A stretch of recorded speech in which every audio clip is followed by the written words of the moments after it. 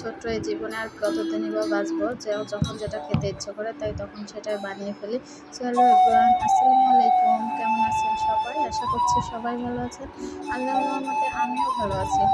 হঠাৎ করে কেন জানি আমার রুটি আর হচ্ছে মাংস খেতে ইচ্ছে করেছে, গরুর মাংস আর চালের রুটি। তো আমি আর চিন্তা ভাবনা না করে সোজাই চলে গিয়েছি রান্নাঘরে, আর মনে করেছি যে আজকে আমি এটা বানিয়ে খাবো। তাই আমি আর দেরি করিনি। চুলার মধ্যে আমি পানি বসিয়ে দিলাম, আর পানির মধ্যে একটু লবণ দিয়ে দিলাম। তারপরে হচ্ছে যে পানিটা বলক আসা পর্যন্ত ওয়েট করেছি। তারপর পানিতে বলক আসলে এই যে পরিমাণ মতো যেটুকু লাগে আর কি, সেই পরিমাণে আটা এর মধ্যে দিয়ে এটাকে ভালোভাবে হচ্ছে যে মিশিয়ে নিতে হবে। যত ভালোভাবে মেশাবেন ভেতরে আর কোনো গুটি গুটি থাকবে না, তাহলে রুটিগুলো অনেক সুন্দর হবে। তার জন্য এখানে অনেকটাই পরিশ্রম করতে হবে। খুব ভালোভাবে এটা মেশাতে হবে, হাত থামানো যাবে না। যতক্ষণ পর্যন্ত এটা ভালোভাবে এই যে মেশানো না হবে ততক্ষণ মেশাতে হবে। তারপরে এটাকে চুলা থেকে নামিয়ে নিয়ে সুন্দরভাবে গরম অবস্থাতেই, কিন্তু এটা ঠান্ডা হলে কিন্তু শক্ত হয়ে যাবে আর ওরকম সুন্দর ডো তৈরি হবে না। এজন্য গরম অবস্থাতে এটাকে সুন্দরভাবে মথে এই যে এরকম একটা বানিয়ে নিতে হবে ডো। তারপরে আমি এতে রুটি বানাতে চলে আসলাম।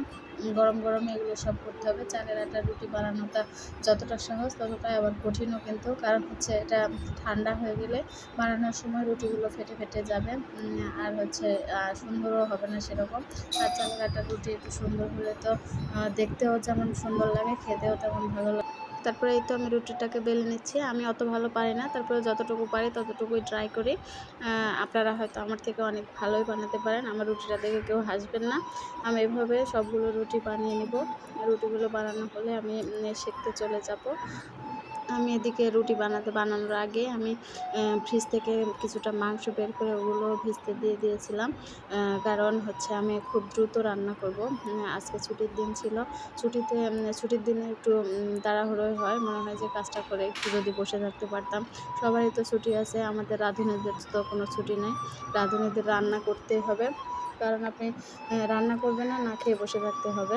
যাই হোক, বাইরে যারা খেতে যায় তারা তো বাইরে যেয়ে খেতে পারবে, কিন্তু আমি বাইরের খাবারটা অতটা বেশি পছন্দ করি না। এজন্য আমি বাসাতেই খাবার বানিয়ে খেতে বেশি পছন্দ করি। তারপরে আমি তো রুটিগুলো সেঁকতে চলে এসেছি। রুটিগুলো সেঁকে নিয়ে আমি এই চুলাতেই রান্না করে নিব। এই তো সুন্দরভাবে রুটিগুলোকে আমি উল্টে পাল্টে সুন্দরভাবে সেঁকে নিচ্ছিলাম।